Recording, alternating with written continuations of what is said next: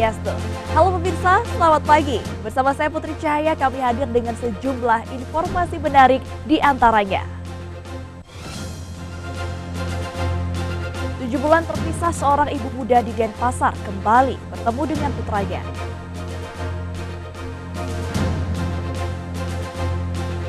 Pasca larangan mudik dicabut, arus penumpang di Bandara Ngurah Rai naik 10 kali lipat. Menyantap kuliner western yang autentik di kawasan Peti Tengah Badung. Selain 3 topik pilihan berita tadi, informasi menarik lainnya juga akan kami hadirkan untuk Anda. Inilah seputar Anyus Bali, edisi Rabu 19 Mei 2021, selengkapnya.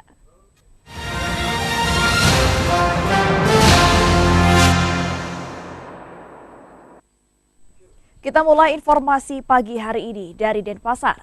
Pemirsa, 7 bulan terpisah dengan buah hatinya, seorang ibu muda di Denpasar akhirnya bisa kembali bertemu dan merawat buah hatinya.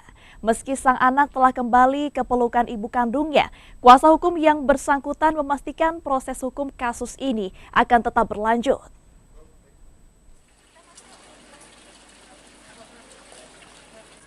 Tujuh bulan dipisahkan dengan putra kandungnya, Ayu PD akhirnya dapat memeluk kembali buah hatinya.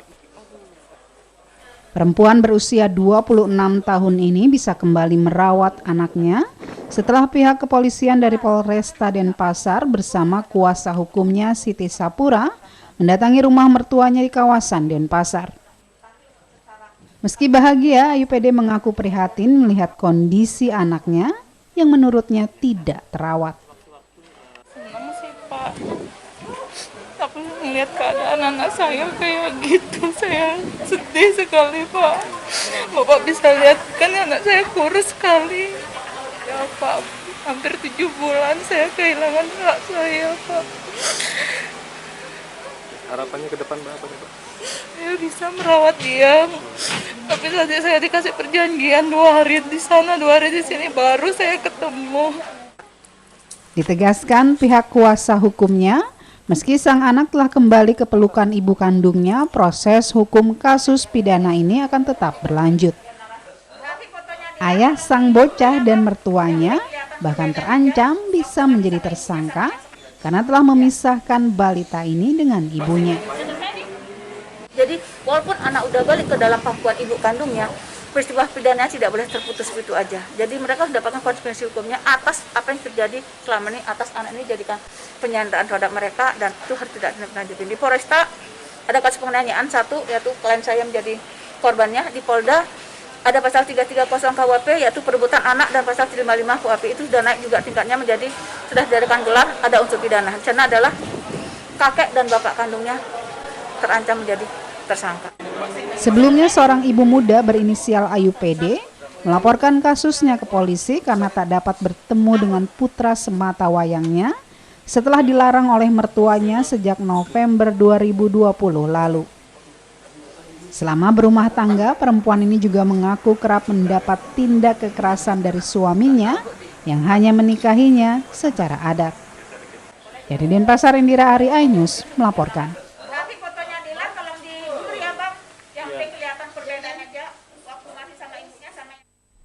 Sejumlah sopir angkutan umum jalur Singaraja Denpasar nekat melakukan aksi pengadangan terhadap mobil travel.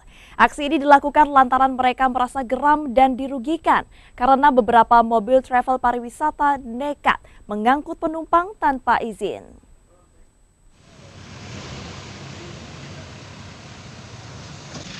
Pengadangan dilakukan sejumlah sopir yang tergabung dalam Persatuan Sopir Singaraja Denpasar atau Persosit ini dilakukan di sebelah timur Terminal Sangket, Kecamatan Sukesade, Buleleng. Mengantisipasi adanya keributan, anggota Polsek Sukesade bersama Dinas Perhubungan Buleleng melakukan mediasi dengan memanggil perwakilan Persosit dan pihak travel. Dari mediasi ini, perwakilan Persosit mengaku pengadangan ini dilakukan lantaran pihaknya merasa kesal setelah muncul mobil-mobil travel yang melakukan aktivitas antar jemput penumpang dari Singaraja menuju Denpasar sejak setahun terakhir. Setelah ditelusuri, kendaraan travel tersebut tidak mengantongi izin untuk melakukan antar jemput penumpang. Permasalahannya ini kan sebenarnya sudah dari dulu begitu memasuki COVID-19 ini, jadi setahun yang lalu sudah berjalan, jadi banyak adanya kendaraan transportasi yang berkedok antar jemput Singaraja Denpasar. Nah, setelah saya tindak lanjuti, kendaraan itu tanpa izin yang jelas untuk mengangkut penumpang antar jemput. Jadi permasalahannya kami keberatan lah dengan dia itu tanpa izin mengangkut penumpang angkutan umum. Nah, sementara di plat kuning sendiri kan yang tahu itu platnya kuning memang, tapi izinnya pariwisata dia.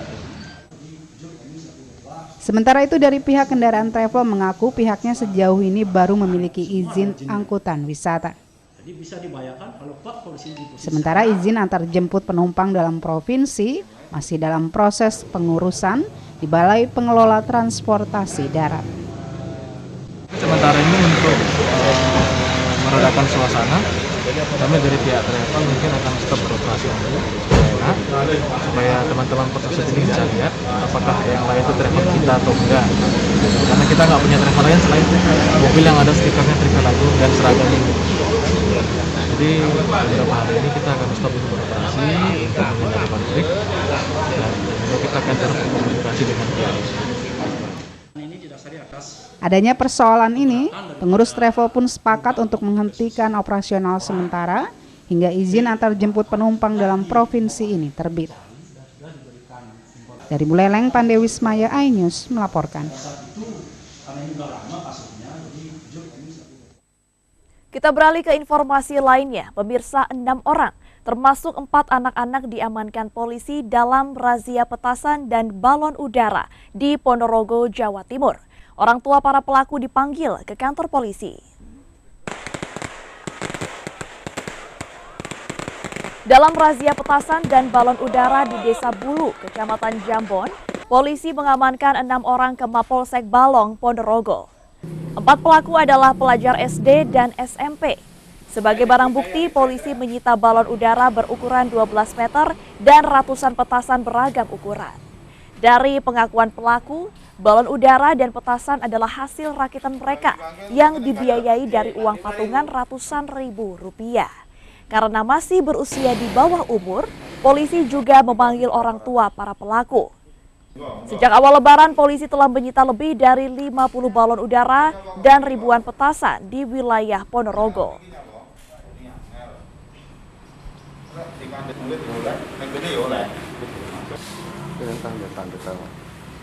Seorang bocah yang asik bermain TikTok di Bekasi, Jawa Barat diperkosa perampok.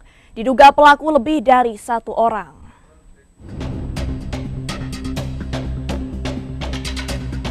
Komplotan perampok beraksi di daerah Bintara 1, Bekasi, Jawa Barat.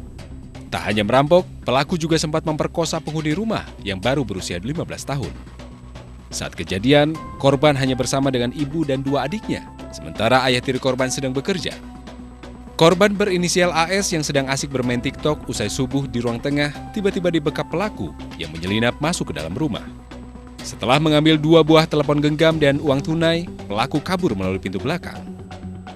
Hasil dari pengecekan memang mengarah di bagian belakang rumah, ya kebetulan di situ adalah kebun yang kemudian menyambung dengan area seputaran jalan tol. Nanti akan kita dalami lagi terkait dengan hasil dari kerjaan yang baca tadi.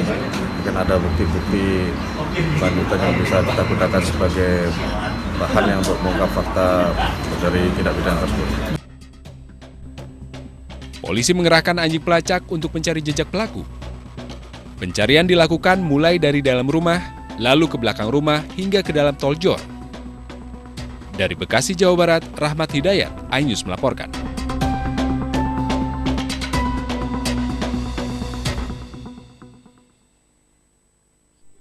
Larangan mudik Lebaran telah berakhir pada 17 Mei lalu. Hal ini pun dimanfaatkan sejumlah pemudik yang berada di Bali untuk kembali ke daerah asal masing-masing. Akibatnya di Bandara Ngurah Rai terjadi lonjakan penumpang hingga 10 kali lipat.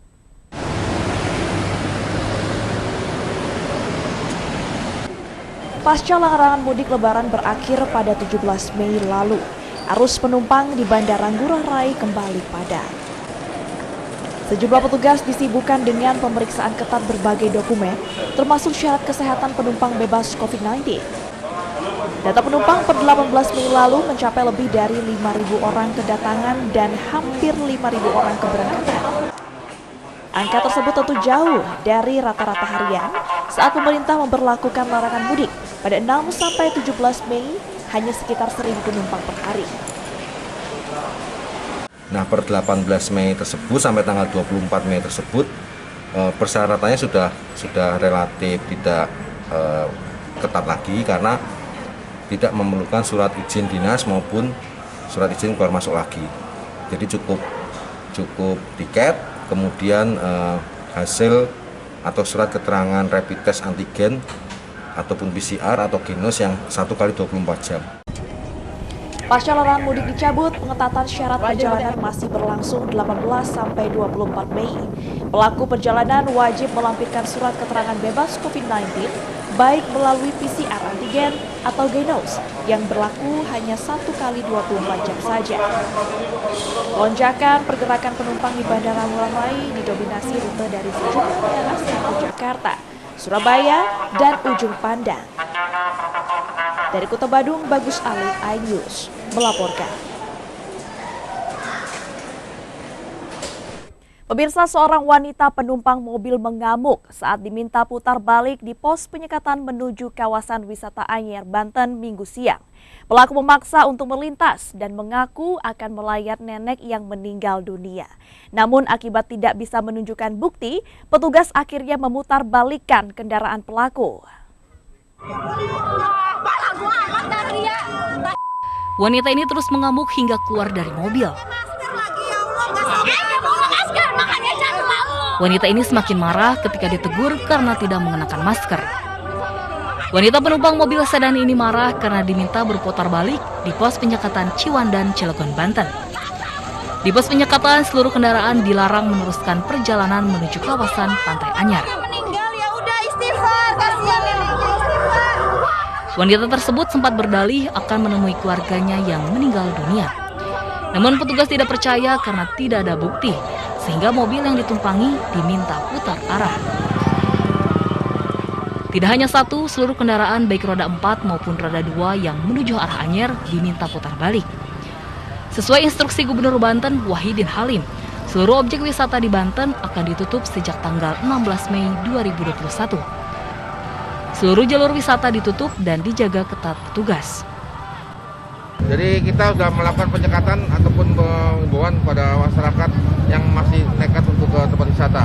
Kita lakukan mulai dari ujung pada Rincang, kemudian ke kota di Palima, kemudian di TL Parung, kemudian terakhir di sini di JLS ini. Jadi kita melihat mensortir yang memang benar mau ke wisata akan kita putar balikan, kita suruh kembali. Seluruh wisatawan yang sudah masuk ke kawasan Anyer sebelum penutupan juga diminta untuk segera pulang. Rencananya penjagaan ini akan dilakukan hingga tanggal 30 Mei mendatang, mengingat masih tingginya minat warga untuk berwisata. Dari Cilegon, Banten, Iskandar Nasution, iNews melaporkan.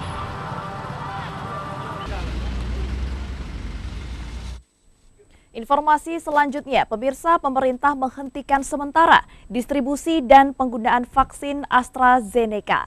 Selama penghentian ini, BPOM akan melakukan serangkaian pengujian untuk memastikan keamanan vaksin. Vaksin AstraZeneca yang dihentikan sementara, distribusi dan penggunaannya adalah vaksin yang termasuk kumpulan produksi CT-MAV 547. Kumpulan produksi ini berjumlah 448.480 dosis dan bagian dari 3,8 juta dosis vaksin yang diterima Indonesia 26 April lalu. BPOM akan melakukan pengujian toksisitas dan sterilitas selama 1 hingga 2 pekan ke depan hingga dipastikan aman. Meski demikian, vaksin AstraZeneca dari kumpulan produksi lain akan tetap digunakan. Kemenkes menyebut, berdasarkan data Komnas KIPI, hingga saat ini belum ada kejadian orang meninggal dunia akibat vaksin COVID-19.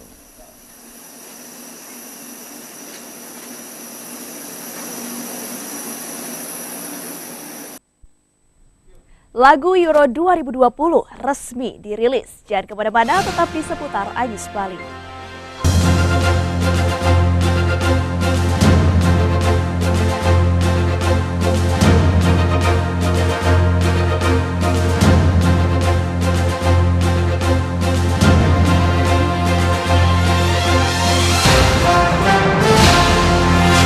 Jika ingin ditayangkan di televisi, ingat, tidak boleh mengandung unsur pornografi, unsur kekerasan, unsur sara, dilarang loh. Jangan sampai ngai video klip nih, Dang. Muter di TV ini segidang, kan pocol. Masa gitu beli? Bada, ada undang-undangnya. Jika Ilo menemukan siaran yang mengandung unsur tersebut, Ilo bisa langsung melaporkan ke Komisi Penyiaran Indonesia Daerah Bali. Jalan Cok Agung Tresna nomor 65 loh, di Renon, di belakang kantor gubernur Kali Tongosne. Oke, tuh.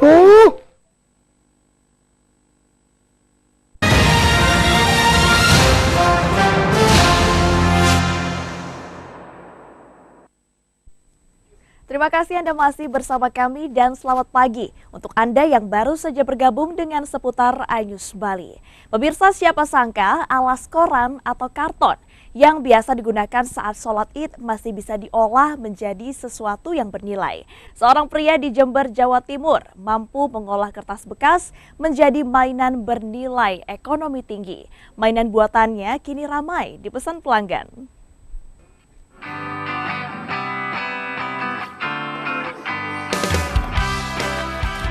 Siapa dari Anda yang suka membawa koran atau karton pada saat sholat Id? Koran atau karton yang tak lagi terpakai selepas sholat Id dapat disulap oleh Anang, warga perumahan Taman Gading Jember, menjadi sebuah mainan seperti miniatur kendaraan sepeda motor, traktor, ataupun alat berat. Berawal dari ilmu otodidak, Anang semula mencoba membuat 1 unit miniatur sepeda motor untuk anaknya yang minta dibelikan mainan sepeda motor baru. Karena tidak memiliki uang yang cukup, akhirnya Anang memutar otak, memanfaatkan kertas karton yang banyak dijumpai di sekitar rumahnya untuk dijadikan mainan sepeda motor. Tak disangka-sangka, hasil kepiawaiannya tersebut membuahkan hasil, dan kini mainannya diberikan harga variatif mulai dari 200 hingga 400 ribu rupiah sesuai besar kecilnya dan tingkat kesulitannya. Ini awalnya ya saya lihat di lingkungan saya ini kok banyak berserakan kertas-kertas bekas bungkusnya rokok itu, sama lidi ini buat telur gulung itu biasanya untuk cilok segala macam, itu kok banyak sekali di lingkungan saya. Karena saya tuh pengen lihat anak tetangga itu punya mainan baru, jadi di situ dia pengen beli. Pikiran saya, ngapain saya beli kalau saya bisa bikin. Hasil karyanya tersebut turut ia bagikan melalui media sosial hingga menarik perhatian banyak orang. Kini banyak pesanan tak hanya datang dari Jember, melainkan juga dari luar kota. Dari Jember, Jawa Timur, Bambang Sugiarto, iNews melaporkan.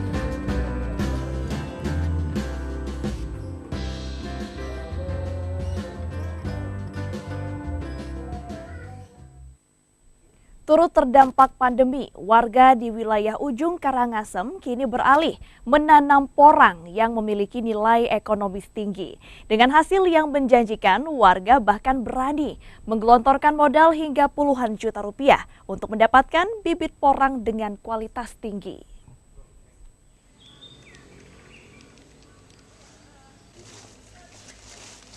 Di atas lahan seluas hampir 1 hektar inilah Nengah Sumadi, warga asal wilayah ujung Karangasem ini menanam porang, tanaman dengan kandungan glukomanan yang berkhasiat tinggi untuk kesehatan.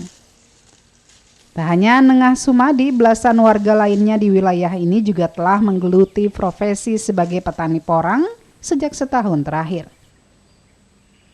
Bertani porang menjadi pilihan warga di wilayah ujung setelah ternak mereka banyak yang mati akibat virus ASF, selain sulit mendapatkan pekerjaan akibat wabah corona. Mengembangkan budidaya umbi-umbian jenis porang, warga bahkan rela menggelontorkan modal mencapai puluhan juta rupiah untuk mendapatkan bibit porang dengan kualitas unggul. Ini memasuki musim kemarau, beberapa pohon porang tampak layu. Namun menurut petani kondisi ini wajar terjadi.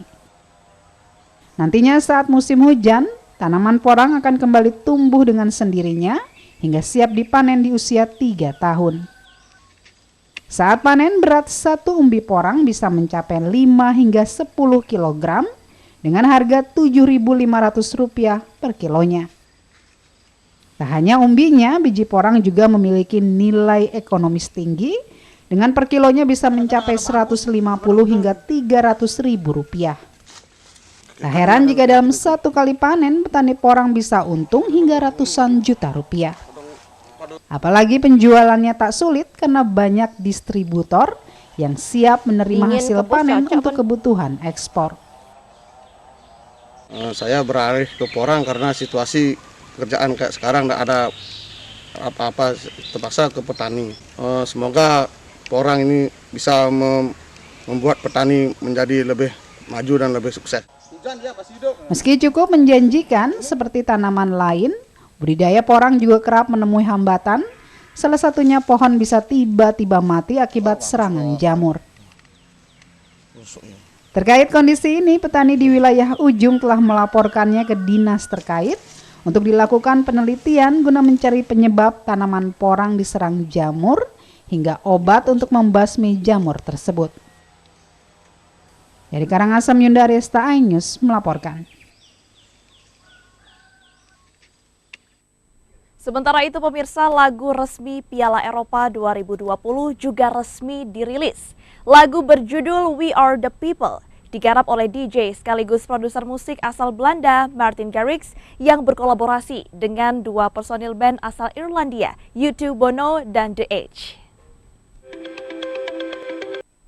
Informasi menarik lainnya, pemirsa ingin menyantap kuliner western dengan rasa otentik, Anda tak perlu jauh terbang ke negara asalnya. Di kawasan Peti Tengah, Kuta Utara, Badung, ada sebuah restoran yang menu kuliner rasanya mirip atau menyerupai aslinya. Penasaran ingin mencoba? Berikut liputannya untuk Anda.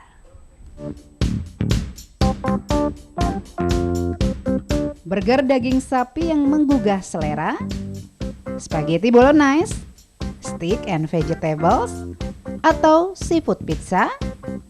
Ini adalah sebagian kecil menu makanan ala western yang sudah tak asing di telinga Anda.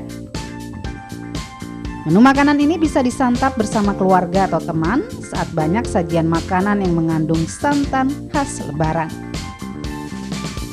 Untuk Anda yang ingin menikmati kuliner western dengan cita rasa khas dan otentik, bisa ditemui di sebuah restoran kawasan Jalan Peti Tengah, Kuta Utara, Badung, dengan tetap menerapkan protokol kesehatan.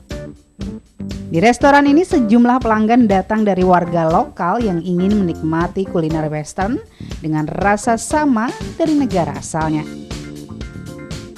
Atau para wisatawan hingga warga ekspatriat yang ada di Bali yang ingin menyantap kuliner untuk mengobati rasa kangen makanan dari kampung halaman karena tak bisa kembali ke negara asalnya yang masih memberlakukan lockdown.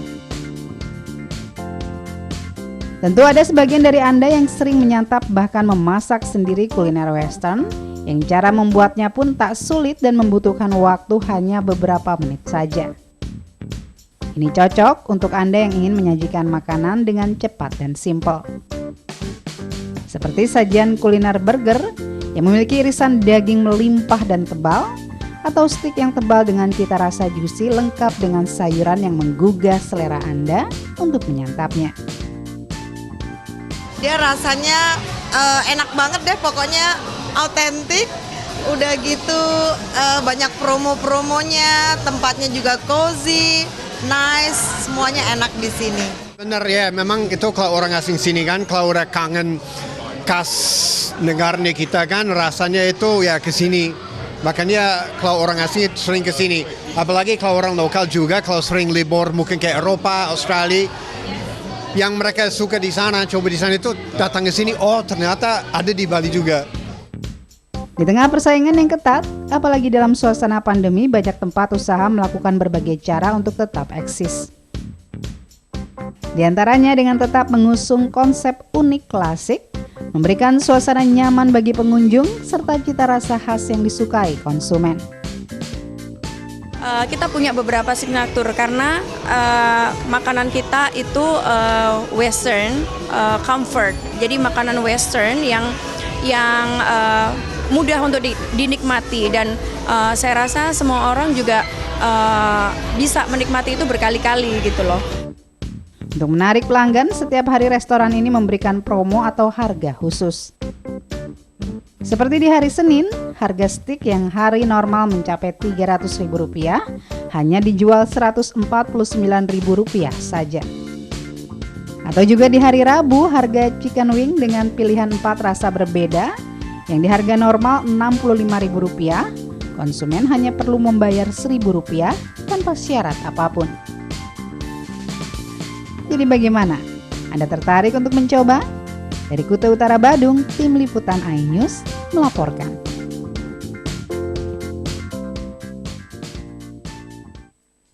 Informasi tadi sekaligus mengakhiri seputar iNews Bali untuk hari ini. Terima kasih untuk Anda yang telah mematuhi protokol kesehatan dengan selalu memakai masker, menjaga jarak, dan mencuci tangan. Saya Putri Cahaya mewakili teman-teman yang bertugas undur diri. Om Santi, Santi, Santi Om.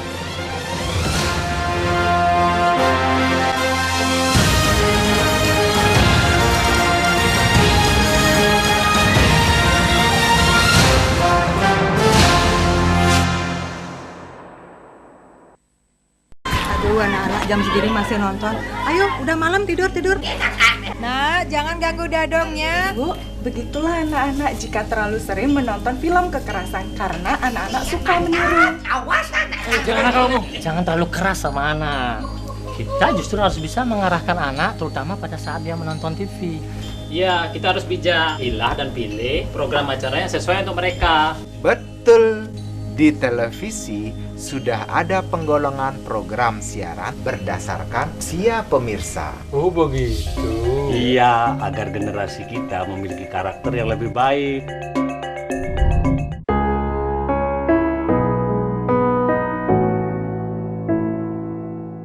Saatnya kita semua tuh renungi ini dan cobalah pastikan mengerti.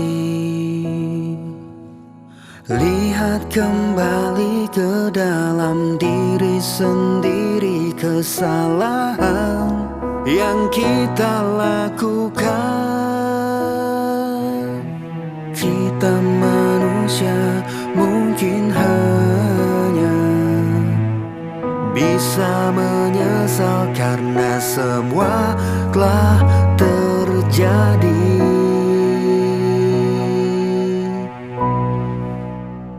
Dan cobalah mari kita semua saling menyayangi dan saling berbagi dan bersama untuk hadapi bencana. Kelak sambut pagi dan cerah mentari.